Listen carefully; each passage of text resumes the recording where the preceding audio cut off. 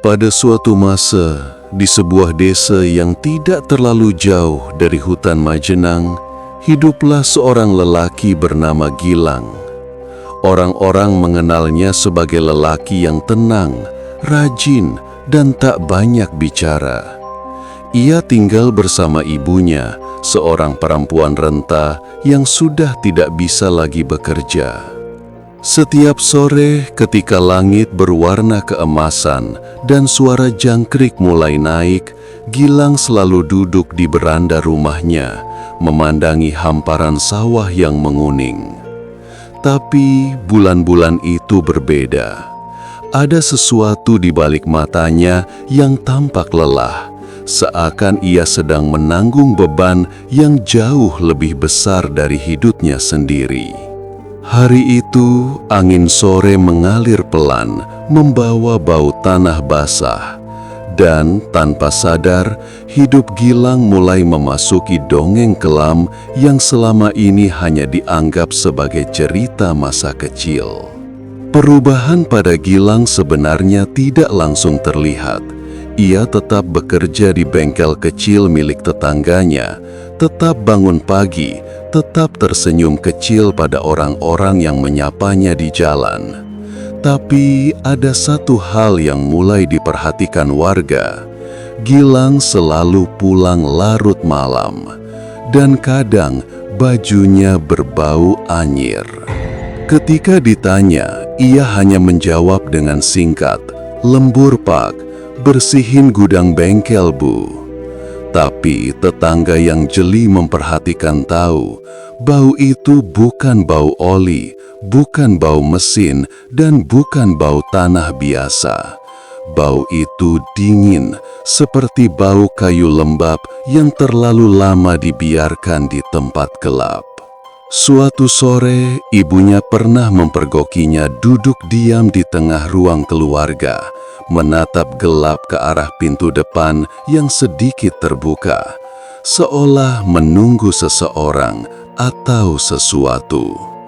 "Ibu lihat kamu ngomong sendiri tadi, Lang." Gilang hanya tersenyum, tipis, hambar. "Enggak Bu, cuma ngelamun." Namun setelah Gilang berjalan ke kamarnya, sang ibu masih melihat bekas jejak lumpur hitam di lantai. Lumpur yang tidak berasal dari desa mereka. Di desa itu, ada satu cerita lama yang dulu sering diceritakan para orang tua kepada anak-anak sebelum tidur. Cerita tentang sarang tumbal. Tempat di dalam hutan Majenang yang konon menjadi tempat orang-orang putus asa mencari kekayaan instan. Orang bilang, yang menjaga tempat itu bukan makhluk asing, melainkan roh manusia yang dulu juga menjadi pemuja kekuatan itu. Roh yang tidak pernah pergi. Roh yang masih melayani apa yang dulu ia sembah. Namanya disebut banyak versi. Tumbal penunggu, penjaga mawar hitam, tuan di antara dua pohon, atau sekadar dia. Makhluk yang tidak bisa dilihat oleh orang yang hatinya masih bersih. Dulu orang-orang datang ke tempat itu karena putus asa. Hasil panen rusak, utang menumpuk, atau ingin terlihat kaya secepat mungkin. Dan selalu ada yang kembali dengan senyum berbeda. Tetapi yang jarang diceritakan adalah mereka yang kembali selalu dibuntuti sesuatu. Dan sesuatu itu akan menagih janji. Waktu terus berjalan. Di desa, harga-harga naik tanpa ampun. Bengkel tempat Gilang bekerja bangkrut. Dan ibunya mulai sakit parah sampai membutuhkan obat mahal. Gilang sudah mencoba segalanya. Menggadaikan barang, meminjam uang ke teman lama, bekerja serabutan. Tapi, semakin ia berusaha, semakin hidup seperti mengejeknya. Pada suatu malam hujan deras, Gilang duduk di dekat ranjang ibunya. Nafas ibunya terdengar berat. Tubuhnya demam. Entah karena apa. Puskesmas bilang perlu rujukan ke rumah sakit kabupaten. Dan itu butuh biaya. Dalam kondisi gelap, rintik hujan di atap berdenting seperti suara memanggil. Gilang menangis pelan. Pertama kalinya dalam bertahun-tahun. Lalu seseorang, tetangga bernama Pak Teguh, datang membawakan obat kampung. Ketika melihat keadaan ibunya, ia berkata dengan nada ragu, "Lang, kamu tahu kisah itu kan?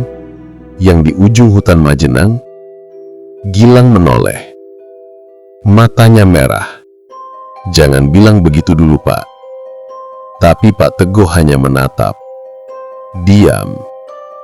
Seolah berkata, "Kalau kamu memang desperate, kau sudah tahu harus kemana." Dan itu adalah momen ketika dongeng tua kembali hidup. Di waktu malam, Gilang berjalan sendirian menuju hutan Majenang. Dengan senter kecil, sandal yang sudah aus, dan hati yang penuh keputusasaan. Semakin ia masuk, semakin hutan seperti menutup dirinya. Daun-daun bergoyang meski tidak ada angin. Aroma tanah berubah lembab dan berat. Lalu ia tiba di sebuah area kecil, diapit dua pohon besar yang batangnya hitam mengkilat. Dua pohon itu membentuk semacam gerbang, dan di antara keduanya ada bunga mawar yang tidak pernah ada sebelumnya. Mawar hitam, tunggal. Gilang berlutut, tangannya gemetar. Mereka bilang, "Kalau aku benar-benar butuh, datanglah ke sini." Mawar itu seakan bergerak pelan, seperti bernapas. Dan dari belakangnya terdengar suara kaki yang sangat pelan, seperti seseorang berjalan tanpa alas kaki, menginjak tanah basah. Gilang tak berani menoleh, matanya memejam. Kalau ada yang mendengar," katanya terbata, "tolong bantu aku, apapun syaratnya." Suara langkah itu berhenti tepat di belakangnya. Lalu keheningan. Keheningan yang tidak wajar. Keheningan yang seolah menelan hutan. Dan tiba-tiba suara nafas mengalir pelan di belakang telinganya. Bukan nafas manusia. Terlalu berat, terlalu basah. Dan suara itu berbisik, "Janji ditepati." Esok paginya, Gilang terbangun di rumah. Bagaimana ia pulang, ia tidak ingat. Tapi di meja makan rumahnya ada sesuatu. Sebungkus uang lusuh, banyak. Cukup untuk membawa ibunya ke rumah sakit besar. Cukup untuk membayar obat-obatan terbaik. Ia terdiam, tangannya gemetar saat menyentuh uang itu. Di bagian bawah bundelan ada tanah hitam menempel. Tanah dari hutan itu. Mulai hari itu, hidup Gilang berubah cepat. Ada saja uang datang, pelanggan misterius, pekerjaan dadakan yang dibayar tinggi, keberuntungan yang tidak masuk akal. Semua lancar, semua terasa mudah. Tetapi setiap malam, Gilang mendengar langkah kaki pelan di terasnya. Langkah yang sama, perlahan, berirama. Seperti seseorang berjalan sambil menyeret sesuatu. Dan tiap kali ia membuka pintu, tidak ada siapa-siapa. Hanya aroma tanah basah. Aroma dari antara dua pohon. Suatu malam, Gilang terbangun oleh suara piring pecah. Ia berlari ke ruang tengah. dan ia melihat sesuatu. Sosok tinggi, kurus, berdiri membelakanginya. Tubuhnya berwarna hitam kebiruan seperti kayu basah. Rambutnya menjuntai panjang menyentuh lantai. Dan di punggungnya ada bekas tali seperti jejak pernah digantung. Ia membungkuk mengambil piring yang pecah lalu meletakkannya perlahan, seolah sedang membantu membereskan. Ketika sosok itu menoleh, wajahnya tidak memiliki mata. Hanya cekungan gelap dan daun-daun kecil tumbuh di dalamnya. Ia membuka mulut dan dari sana keluar suara yang sama seperti malam pertama. Janji ditepati. Gilang jatuh terduduk, tidak bisa bergerak, takut, bercampur bingung. Makhluk itu tidak menyerang. Ia justru seperti penjaga, seperti sesuatu yang menganggap Gilang sebagai milik yang harus dijaga. Dan itu justru jauh lebih menakutkan. Hari-hari berikutnya, Gilang mulai merasakan tekanan itu. Uang semakin banyak datang, tapi begitu pula kehadiran itu. Terkadang ketika Gilang makan, ia melihat sosok itu berdiri di sudut ruangan, diam mengawasinya. Terkadang ketika ia bekerja, ia melihat bayangan tangan panjang menjulur di bawah meja, seperti memastikan Gilang tidak pergi kemana-mana. Dan setiap kali malam tiba, suara itu terulang.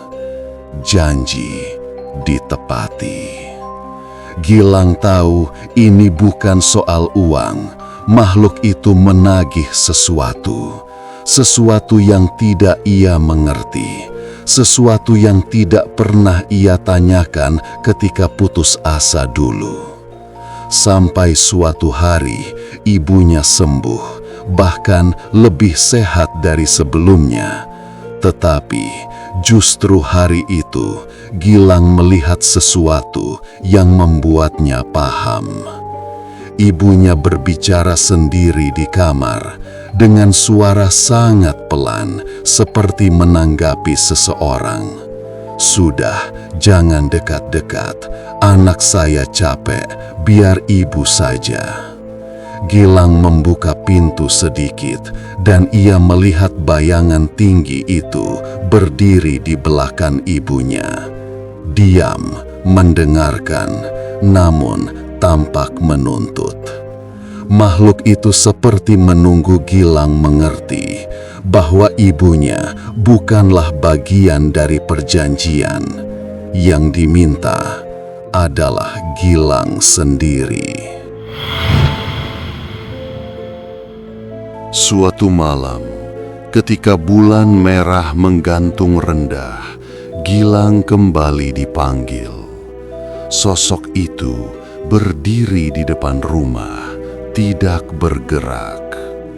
Dan ketika Gilang keluar, makhluk itu berjalan perlahan menuju hutan Mejenang, tanpa suara, tanpa menoleh, seolah memanggil Gilang pulang. Di antara dua pohon hitam itu, mawar hitam telah berkembang menjadi tiga bunga, masing-masing setinggi lutut. Aromanya kuat, membuat pusing. Sosok itu berdiri di belakangnya, lebih dekat dari sebelumnya, dan berkata dengan suara yang tidak lagi pelan, "Janji ditepati." Dalam sekejap, Gilang melihat bayangan dirinya sendiri yang pernah berlutut di tempat itu, putus asa, menangis, meminta. Ia kini sadar, ia bukan meminta kekayaan, ia meminta jalan keluar. Dan makhluk itu memberikan, dengan harga yang tidak pernah disebutkan. Harga itu adalah dirinya sendiri, hidupnya, jiwanya, waktu yang tersisa. Dan Gilang hanya bisa menangis sambil berkata pelan, Aku belum siap." Makhluk itu memegang bahunya, tangan dingin, panjang, kurus, dengan gerakan seperti mengangkat anak kecil, dan ia berbisik, "Janji tidak menunggu." Esok paginya, warga menemukan rumah Gilang sepi. Ibunya duduk di beranda, menatap sawah dengan senyum samar yang entah mengapa terlihat kosong. Ketika ditanya, ibu hanya berkata, "Gilang pamit, katanya mau menepati janji." Tidak ada yang tahu kemana ia pergi, tidak ada yang melihatnya lagi. Namun, malam-malam tertentu, ketika angin membawa bau tanah basah dari arah hutan Mejenang, warga mengaku mendengar suara langkah kaki pelan di jalan desa. Langkah yang sama, berirama, seperti seseorang yang dulu pernah hidup di antara mereka. Karena dalam dongeng kelam semacam ini, tidak ada yang benar-benar hilang, hanya berpindah menjadi penjaga baru yang menagih janji berikutnya.